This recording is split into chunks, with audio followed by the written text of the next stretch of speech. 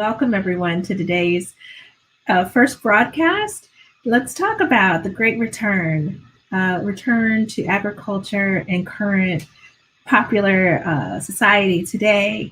See, understand, learn, and understand how George Washington Carver's influence is being led by young activists and land keepers.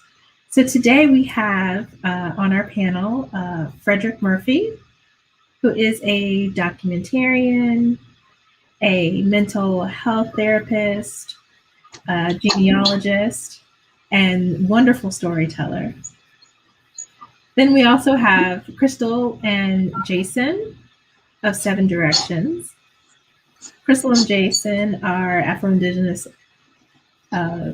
identities, live in Burlington, and are land keepers, water protectors, healers, and just all around amazing, amazing folk that you'll get to meet tonight. And then we have Kimberly Knight, who, along with Fredrick Murphy from History Before Us, Kimberly is the founder of the Black Indians of North Carolina and helped co-produce Duality, which we'll hear about later on in today's show. So thank you all for saying yes to today's, or this evening, right, depending on where you are, this evening show. No problem. So let's get started. One question that I have for you is what we understand about Dr. Carver is that he has played a huge role in changing the landscape, in particular for Black farmers. But the thing is, not a lot of people know him. Mostly he's popular for being, his story being shared of being the peanut man, right? Like, he didn't even invent peanut butter, but we know him so connected to peanuts. But he's also made over 300 inventions. He helped catapult Black economic empowerment and development in farming. He's a huge sustainability person who helped create so many different avenues for the reuse of raw material, but also a humanitarian and so deeply connected to his spirituality. And so I want to get to the point about how we get to reclaim his narrative as one of our great ancestors beyond the popularity of what we know him as. And Fredrick, I want to talk to you first about the importance of reclaiming narratives, especially today. Yeah, I think that is very important, specifically for individuals that are belonging to various different ethnic groups who've been marginalized and oppressed, for them to be able to be the voice for their stories, right? I think for so many years, centuries, decades, et cetera, that it's been guided through this veil of supremacy, right? This hierarchy in society. And, you know, we're here and we're saying these different things. However, the economic prowess that individuals who are in the majority community with regards to wealth, with regards to ownership, land ownership, et cetera, they, regardless of how much we may scream with the megaphone or what have you, it's kind of dampened by the influence that money has, right? And when that happens, we have to be the people that step up and say, hey, whether it's in our own micro communities, whether it's in our civic organizations, et cetera, we have to be the ones that are out there expressing the true narrative based on our lived experiences as well as our ancestors' lived experiences. So it's very important for us to be able to amplify the work that George Washington Carver and others have done in order for us to be able to sustain what we know is life today.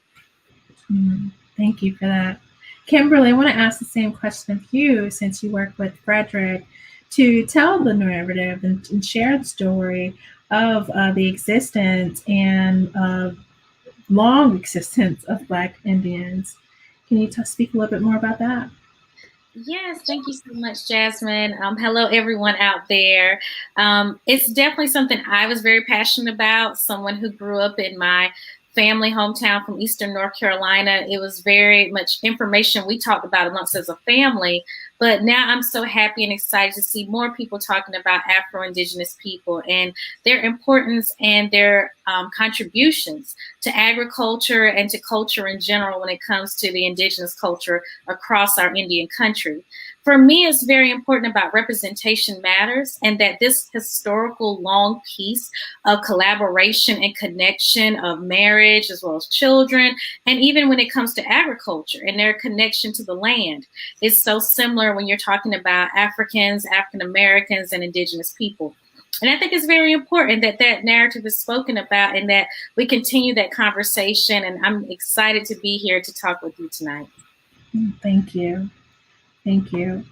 And so, Crystal and Jason, I'm going to throw it over to you. Like, why is this story so important for you to be a part of? And why is it so important for us to tell our stories? Can I go first?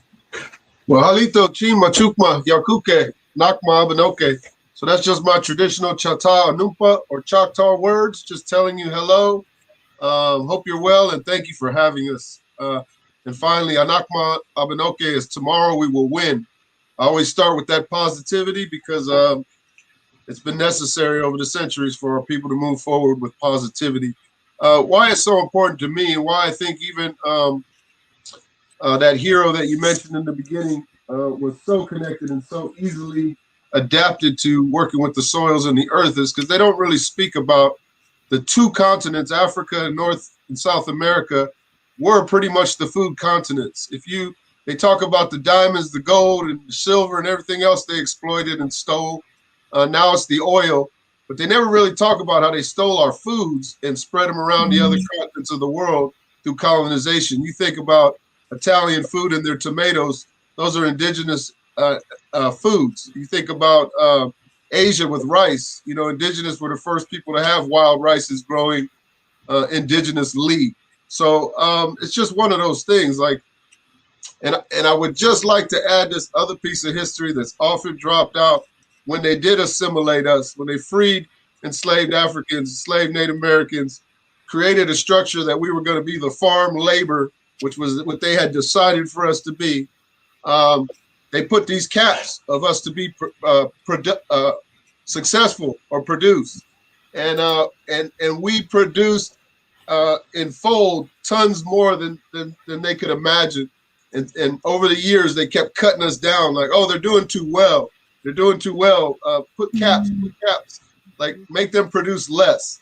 And so it's just when I talk about getting back to indigenous foods, healthy foods, uncontaminated foods, unchemicalized foods, it's another victory in our story, right? It's like keeping our language. It's like keeping our traditions. It's like keeping our culture, like getting our foods back and having it untainted and untouched. That is like historical or our historical victory. How about that?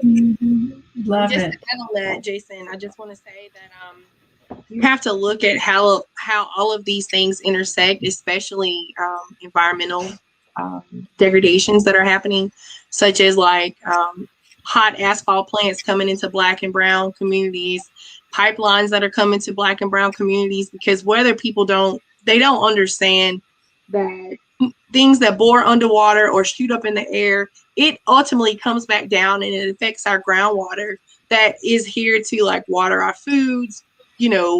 Animals drink this stuff, and some of us are I don't know, it's not vegetarians, I don't know, carnivores, right? We eat the meat. And so it ultimately affects us, and we have to kind of return back to our traditions and try to bring these cultures back so people understand that they do have a connection with the earth and the land. Yeah. And I love what you're bringing up about returning to the land, returning to ancestral practices, returning not only when we start learning these stories, so many more of the stories of our ancestors and their ways, that we're bringing those things forward. And we're teaching our children these traditions as well. So like one of the things that Dr. Carver was so well known for was being so innovative and useful for the resources that he had available, and just turning them into things that we could reuse. So this idea of sustainability, is deeply embedded in our culture. What are some of the practices that that like Indigenous folk are using today? What are some of those sustainability practices that you're teaching your children moving forward? You want us to go? Do you want us to Yeah. go? Okay, well, so we have a garden. It's called Yesi Indigenous Garden. You know, I forgot my traditional introduction, but that's all right. We just gonna roll with it. So we are actually teaching the people in our community and our children the Three Sisters gardening, and we are doing mound, like put the things in the mound. So we have corn, and then we wait till the corn grows to about knee high, and then we plant the beans, and then we wait till the beans get a little bit taller, and then we'll plant the squash. And then we try to teach that, you know, all three of these things work together in unison, because the squash gives back the nitrogen to the ground, and then the beans, they use the corn stalk to grow up and wrap around. And then usually we plant a fourth sister called the sunflower, that kind of ties this all together. Yeah, it does. It attracts the bees and helps the pollination. But those are the things that we're teaching. But we're also trying to teach our children and our people how to get grounded. And, you know, I look at it like this, and, you know, I was talking to my husband the other day about it. Like, I see my kids, and they're just angry, and they have so much anxiety because they don't know how to release this pressure that's put on them, one, from the pandemic, and two, from technology. Like it's just crazy to me how much technology is damaging our children and even us. And we have to learn to break that cycle. And so it is difficult for me as a mom to, you know, tell my kids like, hey, because now they're like, Mom, they give me this like grumble. And I'm like, it is important that you go outside and get vitamin D. Vitamin D is huge, you know, and it leads to so many cures of so many problems. Like my daughter is vitamin D deficient. And I'm like, you have to go outside and get enough sunlight because everything needs sunlight to grow. So, Jason? So I'll just say the other thing about that mound farming. So what happened in these continents when Europeans tried to bring that European farming style? We hear about the Great Dust Bowl that led to the Great Depression. It's because they were just tearing up the soil. We always knew you couldn't just continually tear up the same spot of soil. So you'd have to get soil from somewhere else, create a mound, which is like almost like a temple for this food to grow out of. But, you know, of course, nobody asked us, right? They've only been here thousands of years. We know the soil. We know how to do this, right? So it's good to see them learning that. And I would say you were speaking to the technology. So the technology of old, what was the first technology of old? How do we figure out how to hunt? And then if there is ever any friction, how do we defend ourselves, right? Both of those technologies involved some kind of making our body do what our spirit wasn't intended to do, which was commit some kind of violence. You know, if it's violence on the animal, we pray and ask forgiveness to the animal. But if it's violence on another two-legged man, we got to pray and ask that forgiveness too. I would say these technologies are, even if you don't see them as violent, they're violent to our spirit. So we always had a way of using the technology for what it was for, laying it down and getting back grounded with the nature. And that's what I think we need to teach people, not just children, how to develop, because we sit in these cubicles and we get, you know, electricity, I call it spiritual violence just from these machines, right? And don't have enough process to let it go and put it down and just let that energy go back to the ground if she'll take it, and go up to the heavens if he'll take it. You know what I'm saying? If that makes any sense. Yes, it definitely does. It's like a little departure from the matrix that we put ourselves in, this technology type matrix, and to return back to our natural state, and that is connection with the earth and the unearthing also of dual identities. So I want to talk a little bit more, tying that connection between like the dual identity that we have, you know, having to take part in a certain society, but then yet knowing that we do have this culture that is asking for us to return. Tell me a little bit more about like why the name duality and what is the connection for you in bringing about this story. So you know, for me, it was Kim and I were brainstorming, like, what do we call this for a good while, right?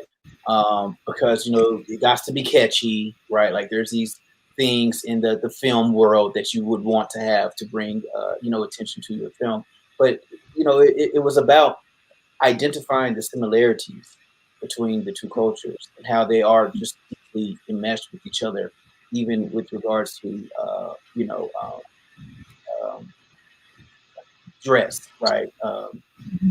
When you look at various different tribes or you know, communities in Africa, you'll see beadwork, right? You see feathers, you see all these things that we see traditionally here as related to indigenous folks, as Native Americans.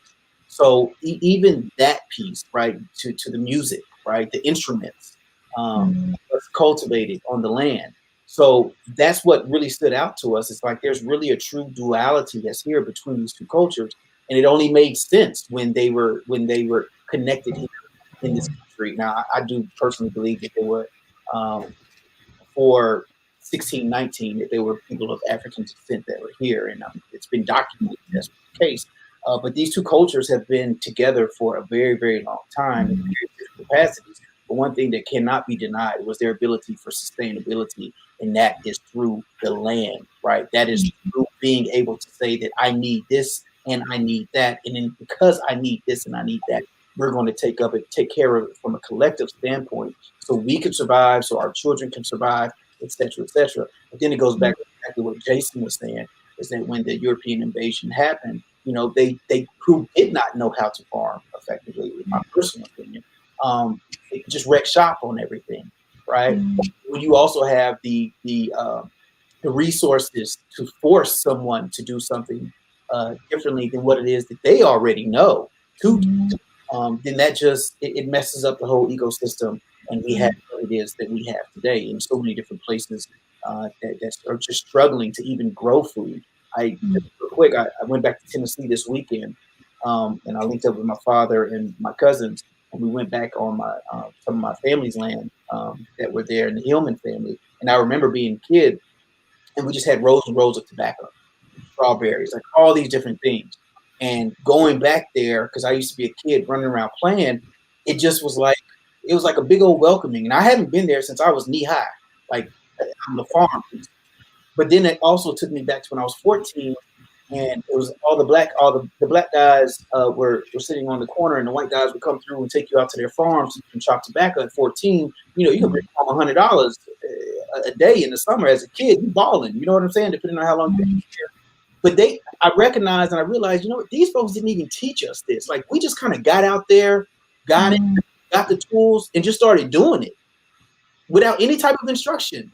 That has to come from some type of innate ability to grow something, to learn how to know how to take care of something. You know what I'm saying? So from the duality standpoint, that's what that means. And because we've had these two beautiful people that are in the documentary, and we were able to spend time on the farm. And I do want to come this spring and assist with helping, like you all said I could. I look forward to learning even more. So, yeah. Thank you, Fredrick. Kimberly, do you want to spin off a little bit more? Like, for you, what does it mean to be, you know, a steward of the land, and what does it mean to be a good ancestor in training, as we call it? Yeah, for me, it's really personal because I grew up in a really diverse household. Like, my father, my paternal side of my family, my grandmother was from the Ivory Coast, first generation, and then my grandfather is Eastern Band Cherokee. So, and rest in peace to both of them. But growing up being surrounded around indigenous and African culture meshed into one, and seeing that in your household on a day-to-day, there were three things that were always very present for us. So we always focused on herbal teas and herbal medicines from the land. My grandmother grew mullein tea, mullein leaves, so we could have mullein tea. We also did rabbit tobacco, as well as sassafras root tea. So yeah, I see you guys over there. Crystal and Jason, love y'all. I see y'all over there laughing. But yeah, those are three traditional teas from the Eastern North Carolina side that we've used for many, many generations, and being a steward of the land is so important. And I still use those teas to this day and cultivate having those teas access to me with my family's land.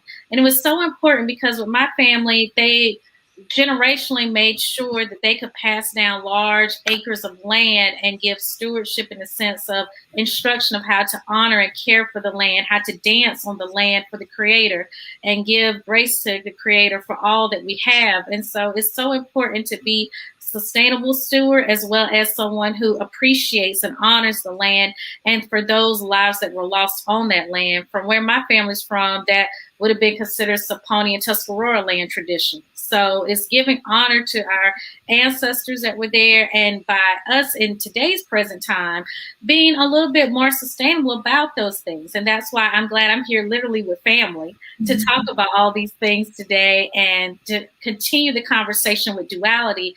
It was very important for me because I grew up in a dual cultural household. And so I really wanted to see more representation.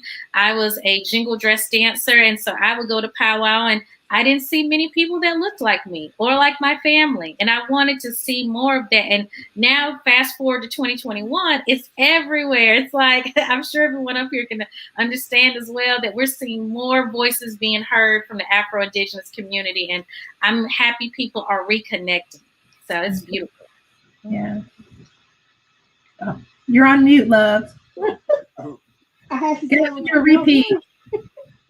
Oh, I just wanted to say, Kimberly, you have a lot to do with that. You know, yes, there's many of us, and many of us been practicing and existing in our own communities, but we've been invisibilized, we've been silenced, and we've just let it go because it's in our nature to be humble. And you have been a star out there making it known. And just thank you for your bravery and your courage. Thank you. Before we go on, Thank you so much, Jason. Kim, you're doing so good. I remember moving back home and just bringing up the fact that, you know, the Okinawa band, the Saponi, you know, traditionally we were not liked. Like, we got a lot of flack when we went through our process of getting statehood through the state. We got really terrible letters, and, you know, we got called really ugly names. And it was difficult, but thanks to Kim, we're able to embrace that. And Fredrick, the platform. And Fredrick, but we're able to embrace it, right? And tell people it is okay to be both, because before they would let you only be one, right? Like, most of the Black people that I knew here in my community, they were like, well, I was born Black all my life, and even though I got Indigenous heritage, I'm never going to claim it. And I'm just like, yeah, you can claim both. Like, you know, which ancestor is not worthy? And so it has given me the power just to have the confidence to be able to speak up about it. And then, you know, when somebody comes to me with their, you know, hot mess, I'm just like, you can miss me with that. So, yeah. Right. I love that. It comes down to what we were told to do. So we were told we could only claim one. And we were told that for a very important reason, because if, you know, the proximity to whiteness was the goal, right? So your lighter kids, I've heard of my older relatives get a kid so light that they would actually send them off to be close to that proximity of whiteness and say, you can't come back here. But it wasn't like a shunning thing. It was like, you go off and be successful because we can't. And it was like what people were told they had to, what lines they had to stay in. So that's why I just honor your project, Fredrick. I honor your vision, Kimberly, because you are breaking those boundaries and no longer being told what we can and cannot do. Yeah. You know, it reminds me a lot of like Dr. Carver's experience. You know, growing up, he was inundated in the family and the culture of whiteness, being the only one throughout his college education. Having been raised in, you know, somewhat raised or lived with, you know, white families that did support him.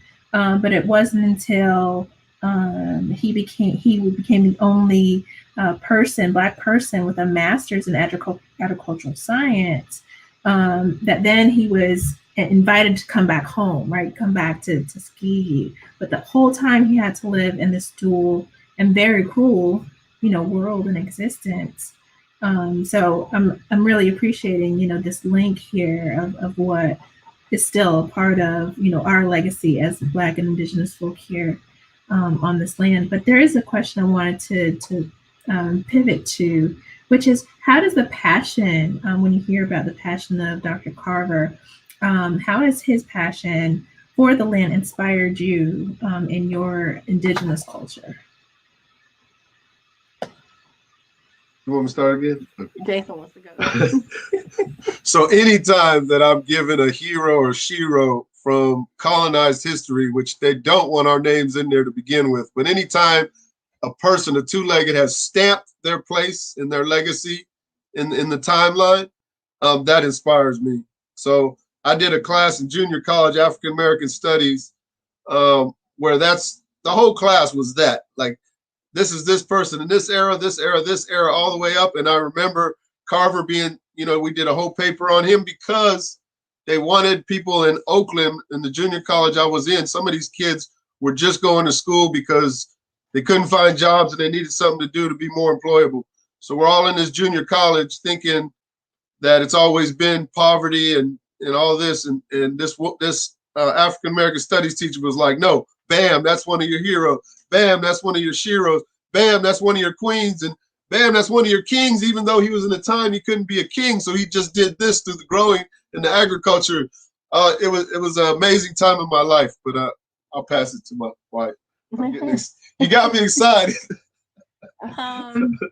Just being able to be a land steward, caring for the land, looking at the trials and tribulations that he went through in his life, knowing that he was in this oppression era and all this hardship that he endured, for him to make it is like really inspirational. And that when we know about it, right? Because his inventions were so great that they couldn't ignore it, right? And it made the pathway for us to, for us to get to where we're going. It always inspires me anytime I see any type of Black, Native American, Indigenous person, any inventor of color that actually does something. I'm just like, you know what? Yay, you're doing something, and then you're giving it back to the community, because it's a different sense of power when you're collectively building power to empower others versus you're building power to keep for yourself, right? That's different. But he was doing power to empower others in the community. So that is what inspires me.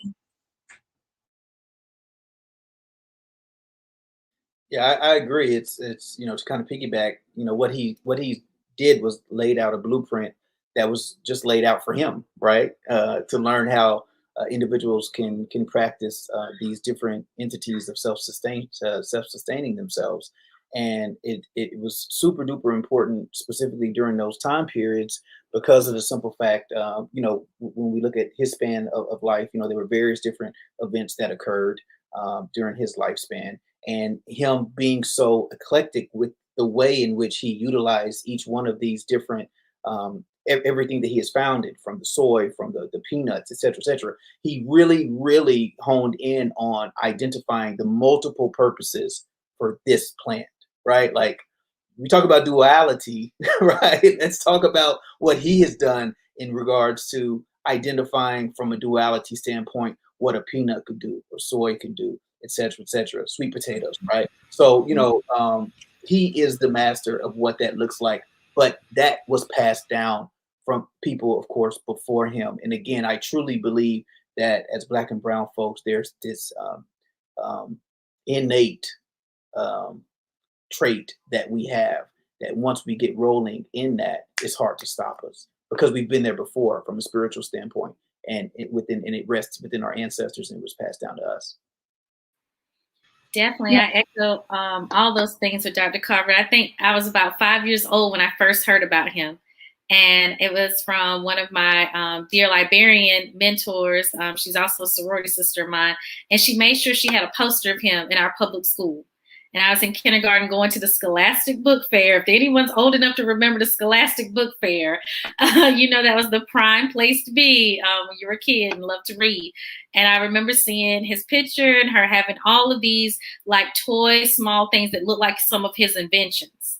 And just reading about that there was, not to, take away anything from other great honorable ancestors of ours like Rosa Parks and Martin Luther King and Malcolm X, but it was just bringing forth more people have done very inventive things, and to let there be more representation of seeing how far our African lineage and ancestry goes and just the impact that it made on society. So yes, that's why I think it's so important that we keep our ancestors' names coming out and more information about them. So yes.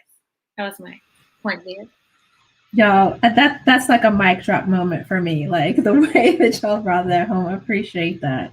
And Fredrick, what you were talking about is just the multi skills and talents that he held. Which on today, if I ask any Black person specifically, like, how many jobs do you actually have? Because it's not just one. Like, he was really a Renaissance man, much like how you are, and all of you here on this program tonight. It's not that we do just one thing, but we do a multiple of things because we're out there in the community, taking care of the family, taking care of ourselves in so many ways.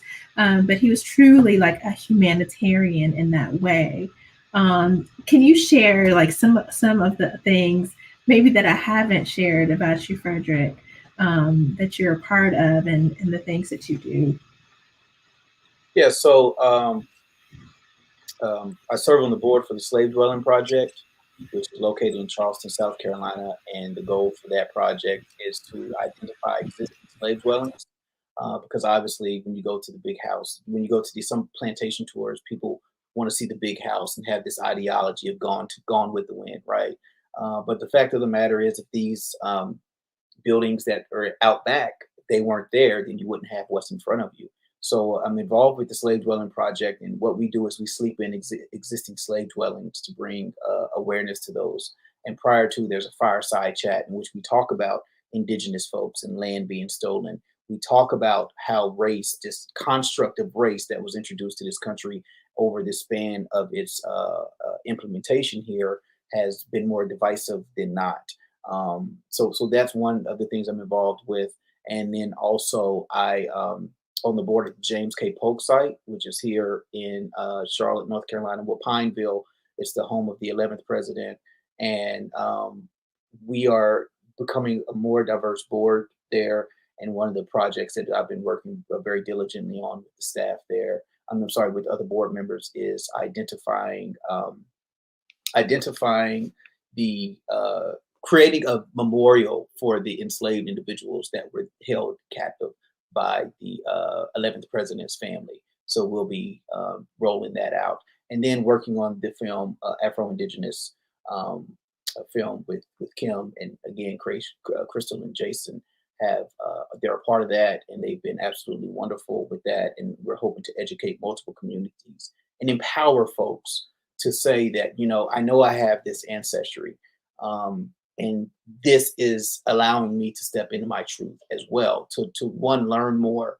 I've been doing genealogy for a very long time, and I'm just now kind of breaking the barrier with utilizing various different tools that are out there to help identify indigenous ancestors. And, obviously some of us here are DNA connected.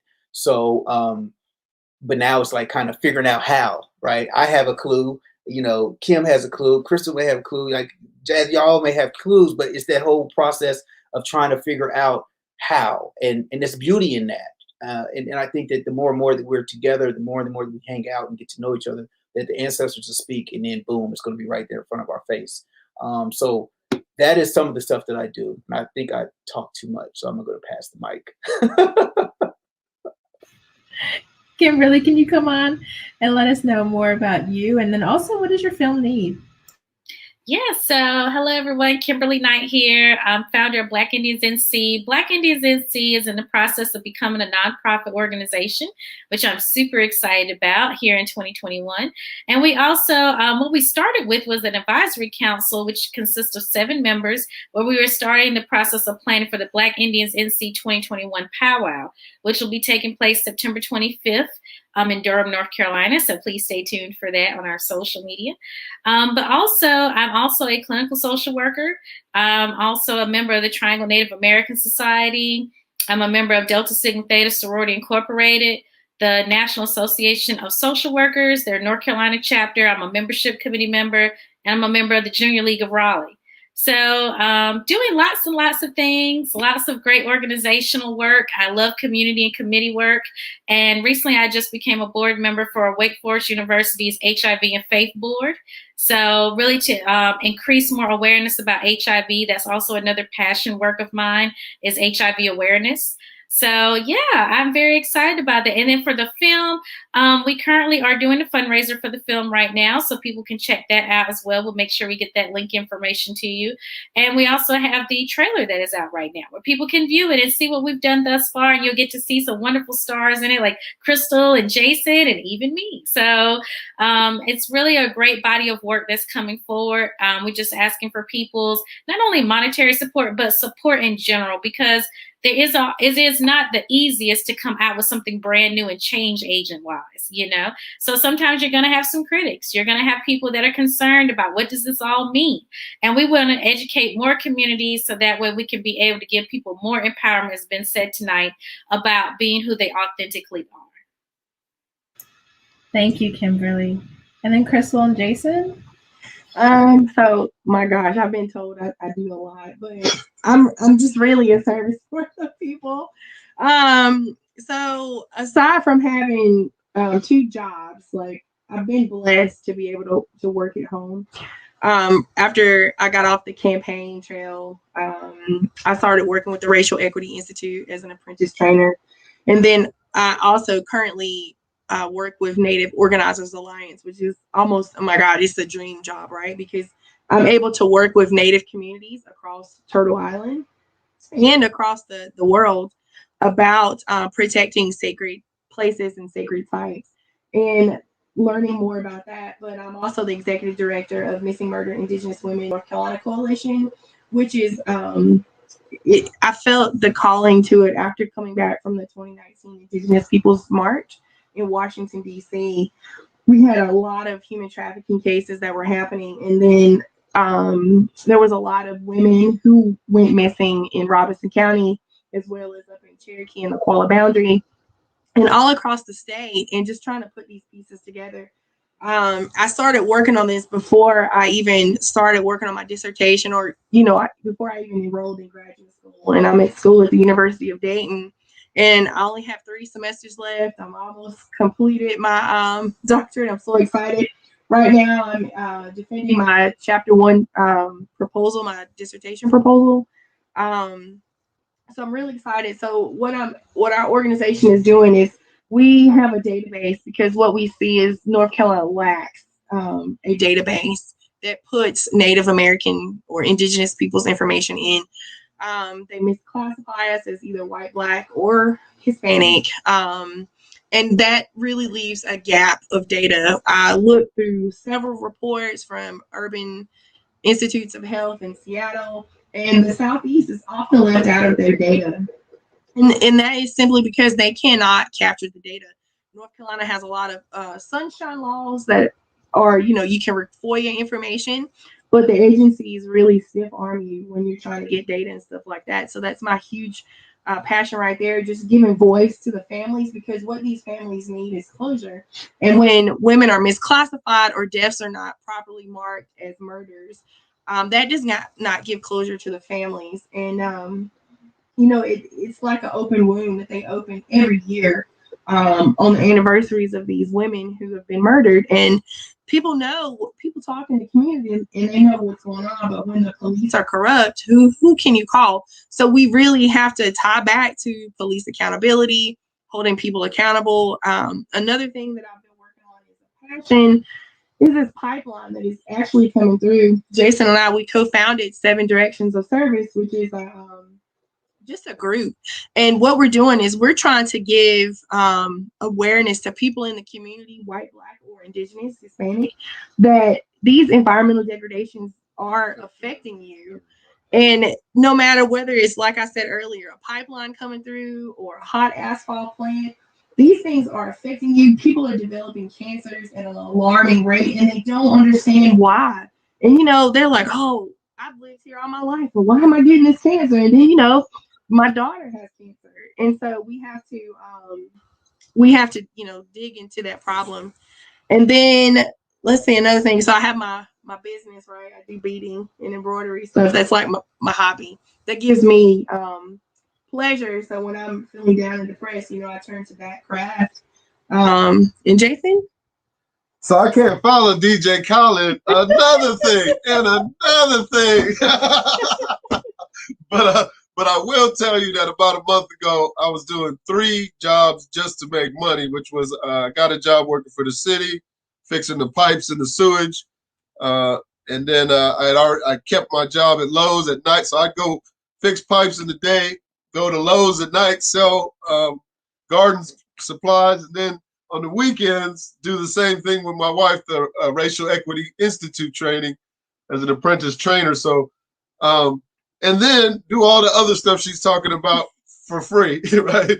And what I say for free, but I'm more passionate about the activism work that we do. I'm more passionate about defending women, defending the trades path from these corporations, defending disenfranchised communities from this bullying that's been going on for centuries.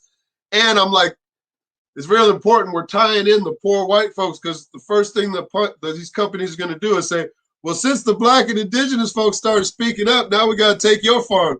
And they'll put us back against each other real quick. So I'm just letting them know, like, no, we all get together. We all take care of this business as one, and they'll have to figure out a route. You know what I'm saying?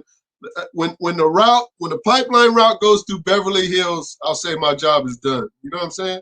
So,